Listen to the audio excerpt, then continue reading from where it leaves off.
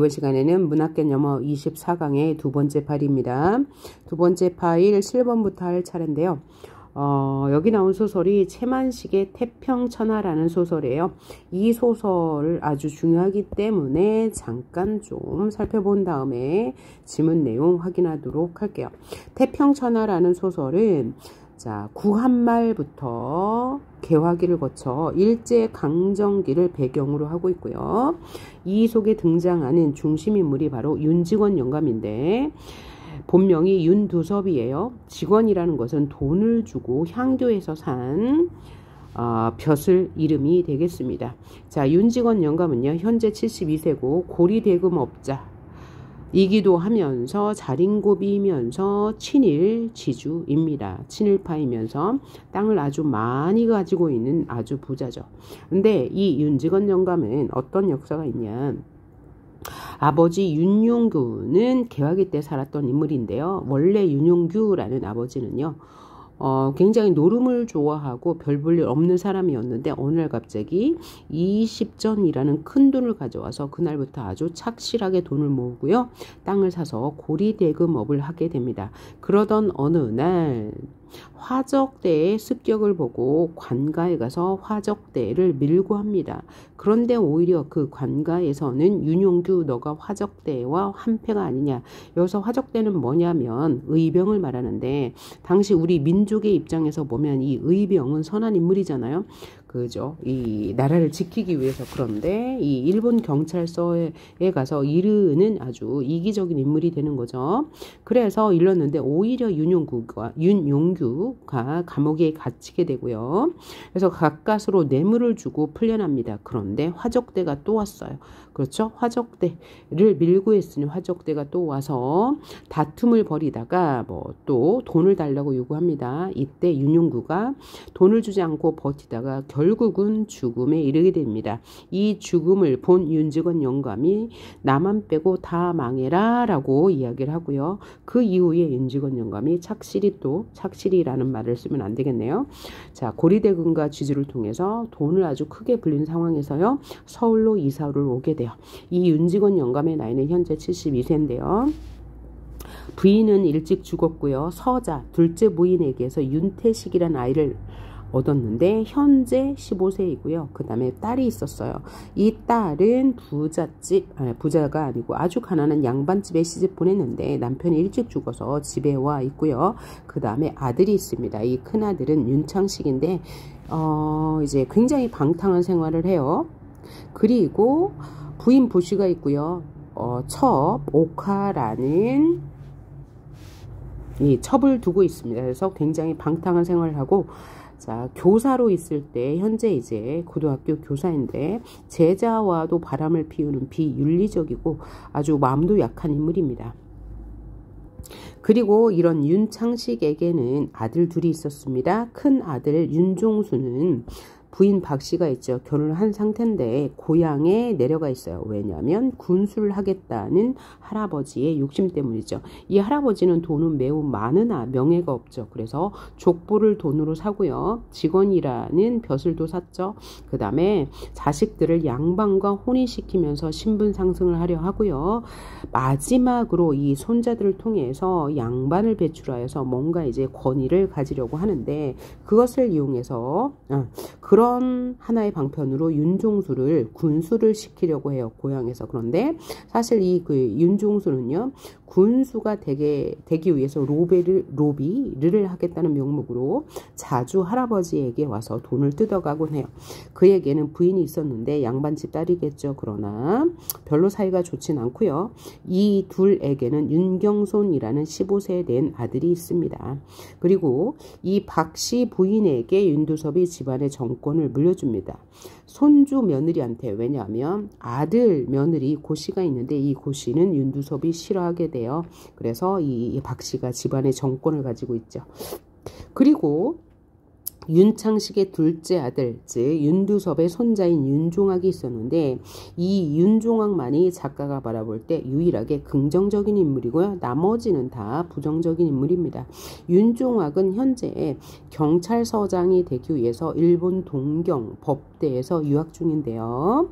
그리고 이에게도 부인이 있었습니다. 그런데 이 부인은 좀 엉뚱해져. 그래서 현재 소방맞은 상태이고 이혼을 준비하고 있는 상태예요. 그리고 이 집안에는 전대복이라는 윤영감의 비서가 있는데요. 이 비서는 아주 일을 깔끔하게 잘 처리하는 데다가 이 비서로서의 이 월급 같은 것을 바라지도 않아요. 그래서 윤영갑이 매우 신뢰하는 인물이겠죠. 자린고비인데 돈을 요구하지 않으니까요.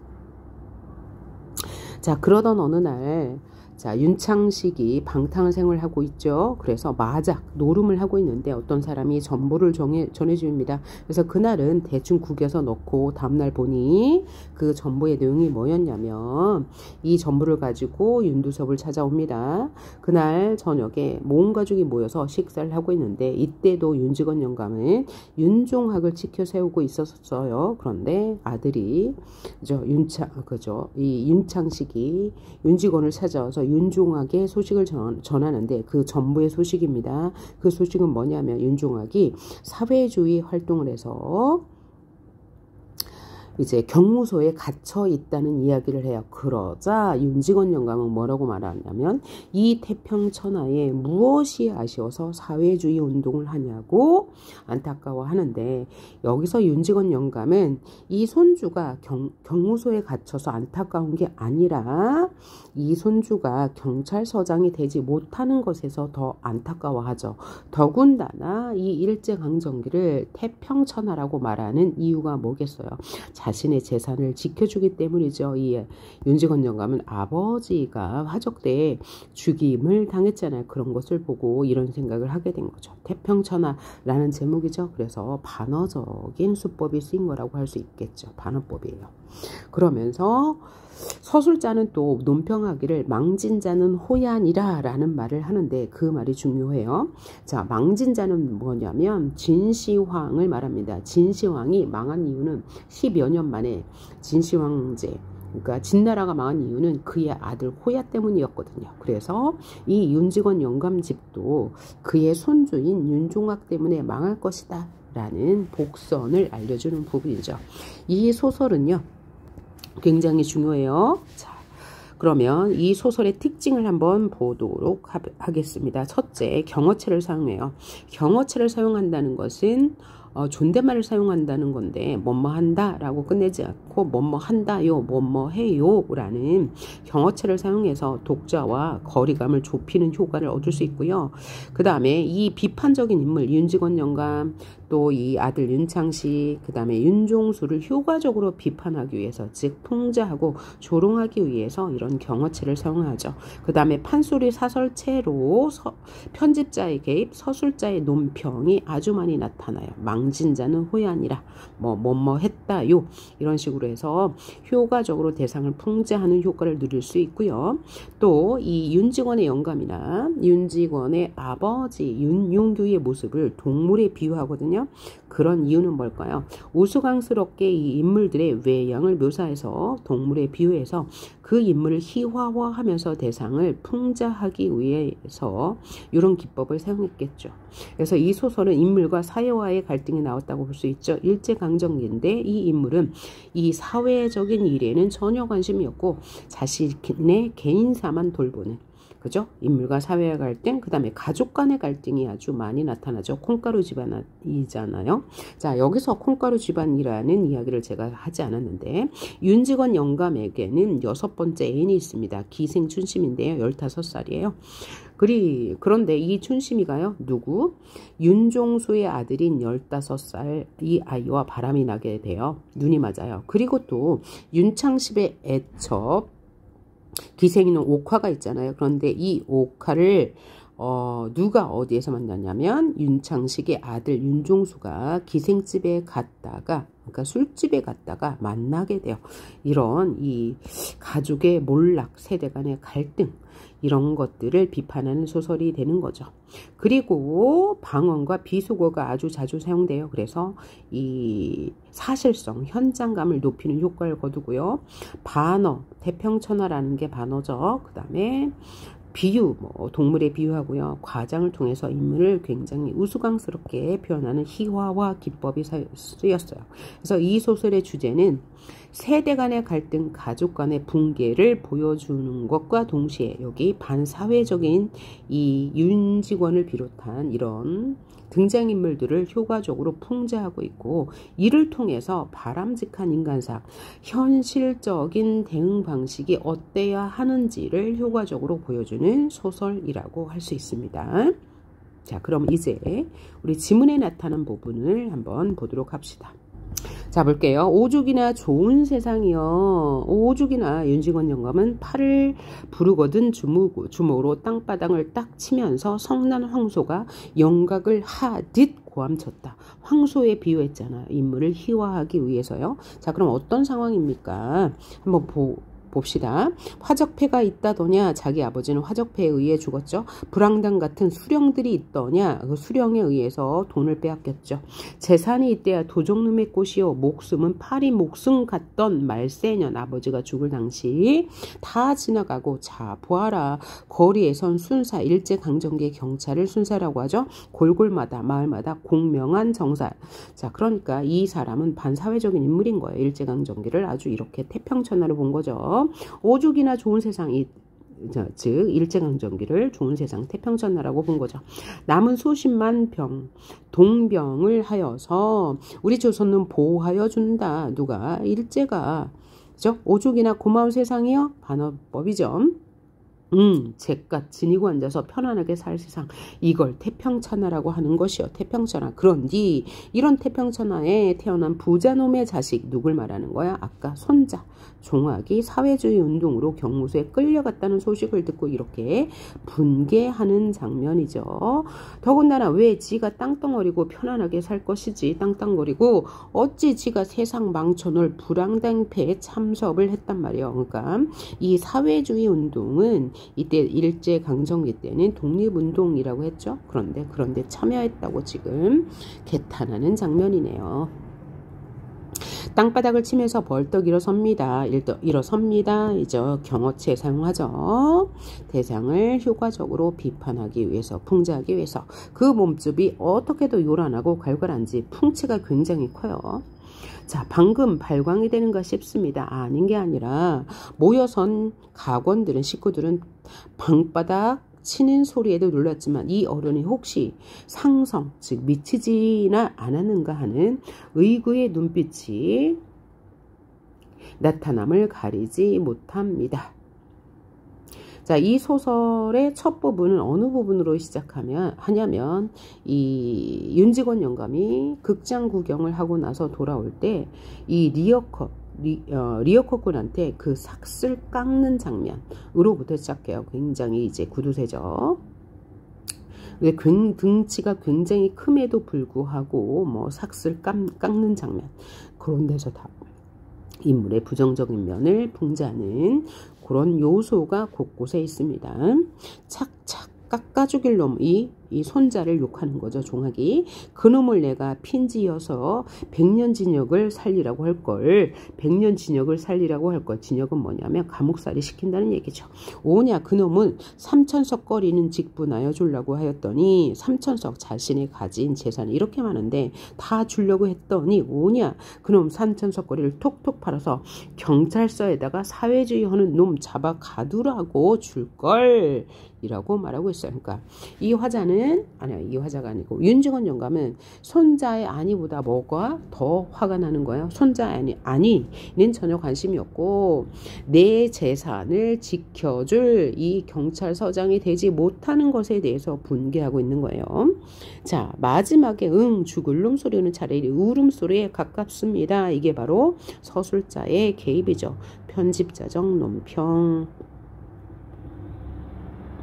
중에서 이제 해설해 주는 부분이죠. 이 태평천하에 바로 이제 이 윤직원 영감의 생각, 즉 반어법이라고 볼 수 있는 거죠. 쿵쿵 발을 구르면서 마루로 나가고 꿇어앉았던 윤주사와 윤종수도 따라 일어섭니다. 쿵쿵 발을 구르며 마루로 나가 그놈이 만석군의 집 자식이 세상 망쳐놓을 사회주의 불황당패에 참섭을 하여 죽일 놈 연애 부르짖을 죽을 놈 소리가 차차로 사랑께로 멀리 사라집니다. 그러나 몹시 사나운 그 포효가 뒤에 처져 있는 각권 가족들의 귀에는 어쩐지 암담한 여운이 스며들어 가뜩이나 어두운 얼굴들을 면면 삼고 말할 바를 잊고 몸들 곳을 둘러보게 합니다. 다들 이제 얼어있는 상태죠.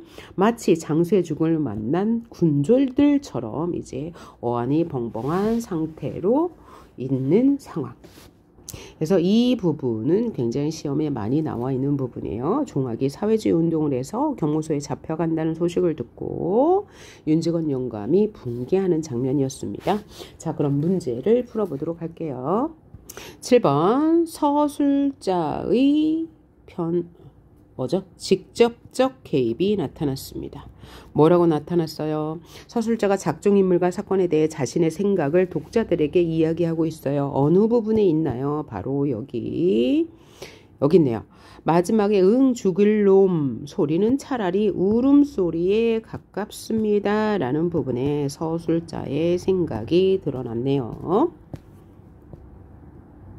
그 다음 8번 무슨 채고사 경어체 높임말을 사용해서 이야기가 전개되어 뭐뭐입니다, 뭐뭐 했겠다요 등의 경어체를 씀으로써 독자에게 친근감을 느끼게 하며 독자와 함께 인물을 조롱하고 풍자하는 효과를 강화하겠죠. 뭐뭐적 풍자와 희화화 한번 읽어보고 채워볼게요.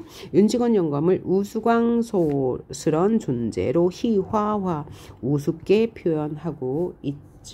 그래서 이런 희화하는 태도는 대상을 비판하는 냉소적 풍자죠. 10번 판소리 사설투의 효과. 판소리 사설투의 문체는 서술자와 독자 사이의 거리를 가깝게 하고 작중인물을 조롱 경멸함으로써 풍자와 해학적 성격을 강화하는 효과가 있죠. 자, 10번 봅시다. 다음 각각의 글에 나타난 문체상의 특징을 보기에서 찾아 쓰시오 라고 했네요. 자, 그럼 각각을 읽어보면서 찾아봅시다. 그전 옛날에 이제 대갓집이 독선생을 안 치고 이제 불공시켰어요. 지금 잘 사는 집이어서 선생님 모셔놓고 과외 공부를 시키는 것과 한 가지야. 누군가에게 지금 말을 하고 있네요. 그 전에 참 대갓집에서 독선생을 앉혀놓고 아들 공부시키는데 이놈이 공부를 안 해요. 허재면은 자기 아버지하고 그 이웃 노인네하고 앉아서 옛날 이야기를 하는데 이놈이 공부를 하면서도 이 얘기하는 것을 다 적는 거야. 적어선 하루 저녁에 한마디 들으면 하나를 적어서 요걸 종이에다 적어가지고 요놈의 걸 봉해가지고 주머니 하나 만들어서 거기다가 쳐넣고 한 게 3년 동안 그러다 보니까 주머니 3개가 꽉 찼어요. 그러니까 자기 방 대들보에다 딱 달아놨지. 요놈의 걸 애기 주머니를 보니까 3년 동안을 저녁마다 한 개씩 집어넣으니까 애기 주머니가 엄청나게 많이 들어간 거예요. 주머니가 3개 찼으니까 이야기 주머니. 자, 얘는 설화입니다. 장르가 설화, 입에서 입으로 전해져 오는 이야기 주머니 오물음이라는 설화예요. 그럼 얘는 지금 그네들의 무중 어디에 속할까요? 청자를 대면하는 상황에서 말하는 구연문학의 특징이 잘 드러나 있죠. 이야기를 들려주는 형식입니다. 1번 다음 거 한번 볼까요? 막시가 놀라 돌아서서 사면을 바로 보매 선인의 자치가 운무 중에 사라지고 만학천봉에 물 흐르는 소리뿐이라. 자, 금방울전인데요. 금방울전은 영웅소설의 구주를 가지고 있어요. 금방울은 남해용왕의 딸이고요. 해룡은 동해용왕의 아들. 이들이 주인공입니다.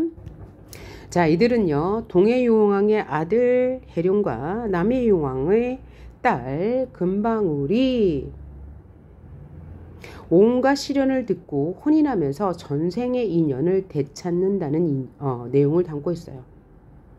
그래서 이 해룡은 반복되는 계속되는 고난을 극복하여서 영웅이 되고요. 금방울은 초월적인 능력을 가지고 있어요. 그래서 해룡을 돕고 해룡과의 사랑을 성취해가는 이야기예요.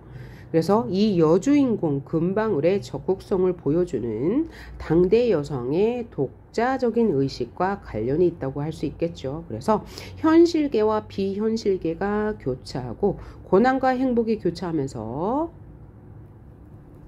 작품이 아주 재밌습니다. 그러면서 여러 가지 설화적 모티프가 아주 복합적으로 나타나요.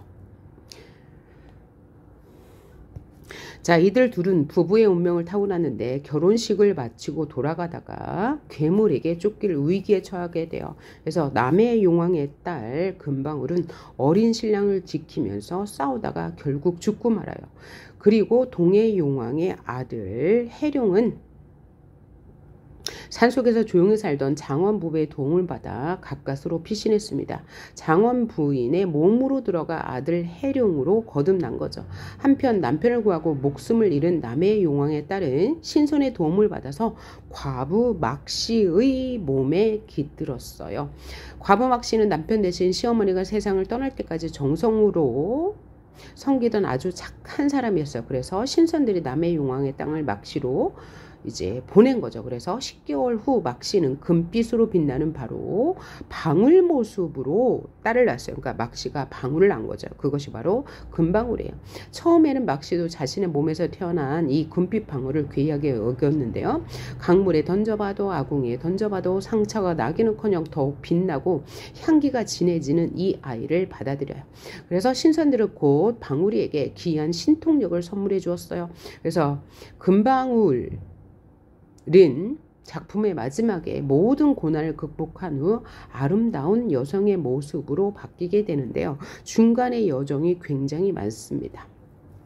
그래서 이 소설 자체는 어렵지 않은데 등장인물이 굉장히 많아요. 이 등장인물들의 관계를 잘 파악하면서 읽으면 금방울전 쉽게 풀 수 있을 것 같습니다. 자, 그러면 2번 한번 읽어볼게요. 막씨가 놀라 돌아서서 사면을 바로 보며 선인의 자취가 운무중에 사라지고 만악천봉 산속에 물 흐르는 소리뿐이라. 무료히 돌아올 때 후련히 깨달으니 남가 일몽이라 하룻밤의 꿈이었어. 몽사를 기록할 때 삼랑이 죽은 줄 알고 허위를 배설하고 삼랑은 남편이에요. 슬퍼함을 맞이 아니하더라. 막씨가 하루는 슬픔을 머금고 앉아있을 때 후련히 일진 음풍이 일어나며 초막 앞에 한 사람이 서 있거늘 막씨가 자세히 보니 그가 곧 삼랑이라 놀라며 묻기를. 삼랑은 남편이에요. 장부 나를 버리고 간 지가 거의 수십 년이라 간 곳을 몰라 이러하였더니 신령이 이르기를 난중에 죽었다며 몽사를 얻은 것이 아니로되 내 영역히 들은 고로 이에 영연을 배설하였더니 알지 못할게라. 살아서 오시는가. 어찌 이 깊은 밤에 거치가 분명하지 못하면 어쩐 일인가. 이건 뭘까요? 죽은 남편이요 옥황상제에게 허락을 받고 하룻밤 이승으로 내려왔다고 이야기하면서 하룻밤을 보내는데 금방울을 갖게 되는 장면이죠. 여기 지금 서술어가 소리뿐이라 묻기를 못할게라 오시는가 뭐야? 예스러운 어투를 사용하고 있는데 예스러운 어투를 의고체라고 합니다. 그래서 의고체, 의고적인 문어체 어투를 사용하고 있는 게 바로 이가 되겠습니다. 다음 3번 질문 한번 볼까요? 자, 박시전이네요. 차설, 그죠? 상투적인 어투, 장면 전환에 쓰인다고 했죠. 울 때 군중에 영하여 일시에 불을 지르니 화약에 터지는 소리 어쩌고저쩌고 하는지라 아까 읽었던 부분이네요. 자, 울대 대경하여 급히 퇴진하며 양천 탄식하여 가로되 어쩌고저쩌고 아까 읽었던 똑같은 부분이니까 바로 찾아보도록 합시다. 상투적이고 관습적인 표현과 번역투의 문체가 나타나네요. 상투적인 어투 차설 부지기순이라 뭐요 여거체 가로대라는 거 것을 통해서 확인할 수 있네요. 그 다음 네 번째 질문. 이때 춘풍이 아내 덕에 의복을 차렸고 고량진미 배불리 먹으며 제 집 술로 매일 취하는구나. 이거 뭐죠? 이춘풍전이네요. 이춘풍전 우리 전에 한 적이 있어요. 이 남편이 재산을 갖고 서울로 갔는데 기생에 빠져서 온 재산을 잃었어요. 그래서 부인이 여정을 하고 가서 재산을 찾고 이춘풍을 혼내주는 이야기였죠. 그래서 가부장적인 남편의 모습을 비판하는 동시에 여성의 역할을 강조하는 남장 모티프가 나타나는 소설이었습니다. 이때 의복을 차렸고 그랬어요. 떵떵거리고 내달아서 호주 돈 2,000냥을 내 돈 변으로 얻어내어 평양으로 장사하러 가니 춘풍 안에 거둥보소. 이 말 듣고 크게 놀라 춘풍더라 하는 말이 여보시오 서방님 내 말 잠깐 들어보시오. 20전에 새 전 짐을 탕진하고 그 사이 5년을 격단하고 앉았다가 물정도 모르는데 평양 장사 가지 마세요. 평양 물정 내가 들었소. 번화 사치하고 청루미색 단수노치 반쯤 열고 교태 부려 돈 많고 허랑한 자는 세워두고 벗긴다고 하니 가지 마시오. 그러니까 뭐야? 이춘풍이 한양으로 장사하러 간다고 하니까 부인이 말리는 장면이네요. 자, 여기서 모르는 단어 단순호치 무슨 뜻이냐면 붉은 입술과 하얀 이란 뜻으로 아름다운 여인의 얼굴, 미인의 얼굴을 나타내는 말이고요. 청루미색은 뭐냐면 여색이란 뜻입니다. 그러니까 여인을 밝힌다는 얘기예요. 그래서 돈 많고 허랑한 자는 세워두고 모두 다 벗겨간대요. 이런 여성들이. 그러니까 가지 마세요 라고 말리는 장면이네요. 자, 그럼 여기에 나타난 문체의 특징 우선 뭐가 보이나요? 제 배불리 먹으며 제 입술로 매일 취하는구나. 뭐야? 마음이 교만하여 이런 행실을 전론한다. 이전 행실을 전론한다. 그 다음에 춘풍 안에 거둥보소 이런 거 뭐야? 편집자적 논평 나타나고요.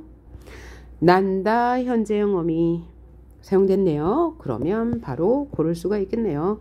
여기 들어갈 것은 기억이 되겠네요. 자, 그 다음 5번 선지 한번 볼까요? 5번 선지.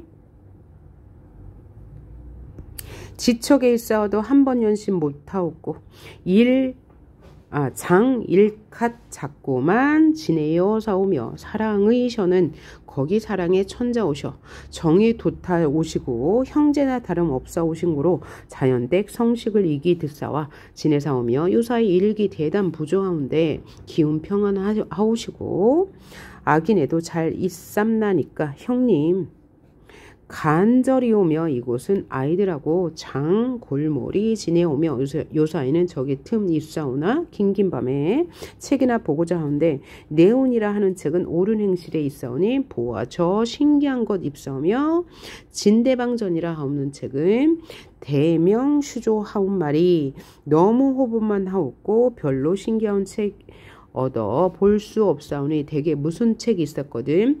비릿이 없어서 비쌈나이다. 이루 연하와 연신도 하고 혹 무엇 빌리라 하오시며 있는 것은 그리 하오리다. 총총 다못 그치옵니다. 자, 내간체 소설 즉 여성 소설이라는 얘기네요. 그래서 얘는 별로 다 시험에 나오지 않으니까 어떤 문체를 사용했나만 봅시다. 뭐예요? 공손한 말투로 격식을 갖추어 쓴 내간체 문장이다 라고 하면 되겠네요. 내간체라는 것은 부인들이 쓰는 문장체라고 합니다. 겸손한 말투로 쓰는 것을 말해요. 그 다음 12번 문제를 보니까 다음 각각의 글에 나타난 꿈의 기능을 쓰시오 라고 했네요. 자, 1번 볼까요? 여아를 잃은 지 10여 년 만에 한 번도 꿈에 뵈는 일이 없더니 아까 몽중에 숙향이 우는 꿈을 꾸었는데 매우 이상합니다. 아무리 부부 정도 중요하지만 부모 소양 늦어갑니다. 초경의 꿈을 꾸니 은발이가 깨져 보입니다. 이경의 꿈을 꾸니 은수저가 부러져 보입니다. 뭔가 부정적인 것을 암시하네. 숙향이 울었다. 은수저가 부러졌다. 앞날의 위기를 암시해 준다고 볼 수 있네요. 그 다음 잠깐 사이 힘이 다해 잠깐 꿈이 드니 정성이 지극했던지 꿈에 님이 보였다. 마음에 먹은 말씀 실컷 하려 하니 눈물이 흘려서 할 말을 다 못한다. 이거 뭐죠? 송미인곡 중에 나오는 대목인데요. 이 꿈은 화자의 소망을 드러내는 꿈이네요. 그 다음 3번 질문 뭘까요? 이때 장부인이 유주부를 이별하고 충렬을 데리고 한송으로 세월을 보내더니 유충렬전이네요. 이날 밤 삼경의 호련이 고나여 침석에 졸더니 어떠한 한 노인이 홍선 일병을 가지고 와서 부인을 주며 이날 밤 상경에 대변이 있을 것이니 이 부채를 가져다가 화강이 일어나거든 부채를 흔들면서 후원 담장 밑에 은신하였다가 충렬만 데리고 인적이 그친 후에 남천을 바라고 가없이 도망가라. 꿈속에서 뭘 해줬습니까? 위기를 극복할 방안을 알려줬네요. 3번이 되겠죠. 만일 그렇지 아니하면 옥황께서 주신 아들이 화강 중에 고혼되리라. 그러니까 유충열전도 영웅소설이고요. 그 다음에 적공소설이네요. 왜요? 옥황상제께서 주신 아들이라고 했으니까요. 그래서 이 유충열이 어릴 때 시련을 당하는 장면, 그러니까 유주부가 모함을 당했는데 이 유주부의 가족인 장부인과 충렬도 이 간신에 의해서 죽임을 당할 위기에 있는데 꿈에 이렇게 위기를 극복할 방법을 알려주는 장면이네요. 자, 그래서 우리 오늘 문학개념어 24강 고전소설의 여러가지 문체에 대해서 배워봤고요. 문학개념어는 지금까지 몇 강인지 모르겠네요. 꽤 많은 강이 있었죠. 여기 마치고 다음 시간부터는 고전소설을 하나하나 분석해 보도록 하는 시간 갖겠습니다. 예, 수고하셨습니다.